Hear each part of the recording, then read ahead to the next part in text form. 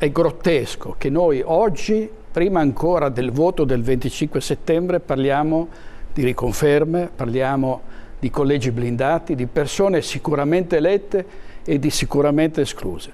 Cioè questa è l'aberrazione di una legge elettorale che trasforma quella che dovrebbe essere una democrazia in una grande presa per i fondelli. Perché parliamoci chiaro, non possiamo andare a votare con le preferenze i parlamentari che vorremmo vedere eletti. E questo è il gioco dei segretari di partito, dei partiti che dicono sempre no, bisogna cambiare la legge elettorale, poi rimane sempre questa con i listini bloccati e gli amici degli amici. Perché questo?